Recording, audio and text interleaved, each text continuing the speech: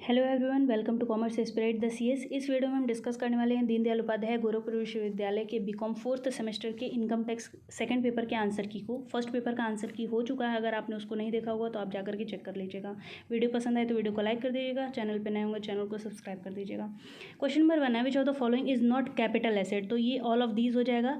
Stock in trade, car in personal use and house hold furniture, ये तीनों नहीं होते हैं। क्वेश्चन नंबर 2 है, कैपिटल गेन कब अराइज होता है। तो ट्रांसफर ऑफ कैपिटल एसेट, जो भी पूंजी संपत्ति होती है उनके हस्तांतरण पर कैपिटल गेन होता है। क्वेश्चन नंबर 3 है, cost inflation index for the financial year 2021-22 is. तो कॉस्ट इंडेक्स है आपका 317। क्वेश्चन नंबर 4 है, capital gain on depreciable asset will be. तो डेप्रिसिएबल एसेट पे जो भी कैपिटल गेन होते हैं वो शॉर्ट टर्म होते हैं। ऑप्शन नंबर बी करेक्ट है। क्वेश्चन नंबर 5 है, exemption under section 54 is available to. तो individual as well as HUF दोनों के लिए अवेलेबल होता है। क्वेश्चन नंबर 6 है, if a company purchases its own share there will be capital gain to. तो शेयर होल्डर एंड कंपनी दोनों के लिए होता है, तो ऑप्शन नंबर डी करेक्ट हो जाएगा। या मैं सिर्फ आपको डायरेक्ट आंसर ही बता रही हूँ।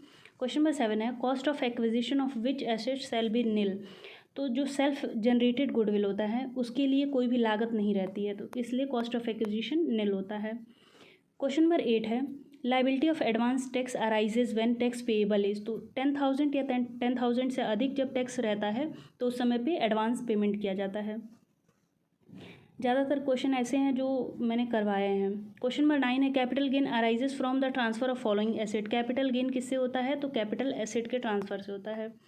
क्वेश्चन नंबर 10 है, for what period should land be held by an SSC to be long term capital asset. तो मोर देन 24 मंथ्स के लिए अगर रहता है तो उसे दीर्घकालीन लाभ माना जाता है। क्वेश्चन नंबर 11 है, profit arising on transfer of depreciable asset is called. तो इसे हम लोग कहते हैं short term capital gain. Question number 12 है, dividend declared by a domestic company is taxable in the hand of share holder. अंशधारियों के हाथों में ये टैक्सेबल होती है। क्वेश्चन नंबर 13 है, winning from lotteries crossword puzzle and are casual income and hence, ये फुली टैक्सेबल होते हैं। जो भी आकस्मिक आय रहती है वो पूर्णतः कर योग्य होती है।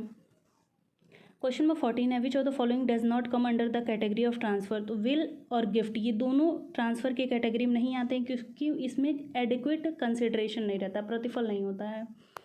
क्वेश्चन नंबर 15 है, capital gain is classified into how many types. तो 2 टाइप के होते हैं, इसमें ऑप्शन नहीं दिया है तो नन ऑफ दीज हो जाएगा।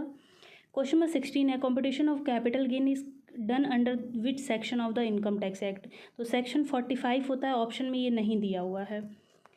क्वेश्चन नंबर 17 है, alternate minimum tax is not applicable to. तो इंडिविजुअल और HUF के लिए एप्लीकेबल नहीं होता है, क्योंकि मिनिमम 20 लाख का ये इनकम मांगता है। और जनरली HUF हो गया चाहे इंडिविजुअल, 20 लाख मिनिमम नहीं रहता है। क्वेश्चन नंबर 18 है, rent received by a tenant from subletting a portion of the house is taxable under the head. ये भी मैंने आपको बताया था, इनकम फ्रॉम अदर सोर्सेज ये रहेगा। क्वेश्चन नंबर 19 है, which of the following salary is taxable under the head income from other sources. तो जो MP को सैलरी मिलते हैं वो इनकम फ्रॉम अदर सोर्सेज होता है। क्वेश्चन नंबर 20 है, director seating fees in attending board meeting. तो बोर्ड मीटिंग को अटेंड करने के लिए जो भी फीस डायरेक्टर को मिलता है वो taxable as income of profession या बिजनेस एंड प्रोफेशन के अंडर वो टैक्सेबल होता है। क्वेश्चन नंबर 21 है, section of best judgement assessment is. तो ये सेक्शन 144 होता है। क्वेश्चन नंबर 22 है, PAN must be quoted when the fixed deposit with a bank exceed. तो ये 50,000 से जब अधिक हो जाता है तो पेन कार्ड लगाना आवश्यक हो जाता है। क्वेश्चन नंबर 23 है, first instalment of advance payment of tax falls due on. तो ये जून 15 को होता है, सेकेंड इंस्टॉलमेंट आपका सितंबर 15 को होता है। क्वेश्चन नंबर 14 है, rectification of mistake in return is done under section 154। Question number 25 है, for an individual having income from salary और family pension and interest prescribe the form is. तो ये ITR1 को हम लोग सहज बोलते हैं। क्वेश्चन नंबर 26 है, income of a minor child is included in the income of. तो जिस भी पेरेंट की इनकम ज़्यादा होती है उसमें इंक्लूड किया जाता है। क्वेश्चन नंबर 27 है, rate of TDS on lottery winning. तो जो भी कैजुअल इनकम है उस पर 30% TDS लगता है। क्वेश्चन नंबर 28 है, minor's income shall be included in the SSC's income. अवैस की आय कब सम्मिलित की जाती है, तो जब वो 1500 से अधिक हो जाता है। क्वेश्चन नंबर 29 है, loss from speculation business can be set of from income of. तो स्पेकुलेटिव बिजनेस से ही उसको सेट ऑफ किया जा सकता है। लॉन्ग टर्म कैपिटल लॉस को किससे सेट ऑफ किया जा सकता है? लॉन्ग टर्म कैपिटल गेन से। क्वेश्चन नंबर 31 है लॉस ऑफ कार्ड गेम। तो कोई भी कार्ड गेम से अगर लॉस होता है तो उसको सेट ऑफ नहीं किया जा सकता है, तो नन ऑफ दीज हो जाएगा। क्वेश्चन नंबर 32 है losses of speculative business can be set of in the following year. तो 4 साल में, अगले 4 साल में उसको कैरी फॉरवर्ड करके कर सकते हैं। 33 में पूछा है कि लॉन्ग टर्म कैपिटल लॉस को कितने साल में ट्रांसफ़र करके कर सकते हैं? तो 8 साल में। क्वेश्चन नंबर 34 है ATG के अंदर मैक्सिमम कितने अमाउंट तक मिलता है और किससे कनेक्टेड है? तो ये है आपका डोनेशन से रिलेटेड 150,000 रहता है। क्वेश्चन नंबर 35 है tax deduction at source. TDS किसके द्वारा लगाया जाता है? तो जो भी पर्सन पेमेंट कर रहा है उसके द्वारा लगाया जाता है।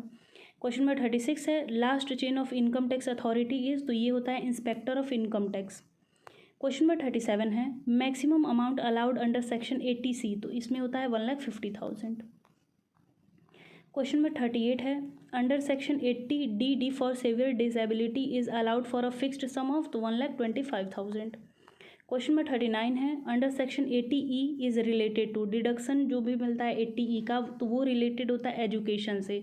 एजुकेशन इसमें नहीं दिया है तो नन ऑफ दीज हो जाएगा, ऑप्शन नंबर डी।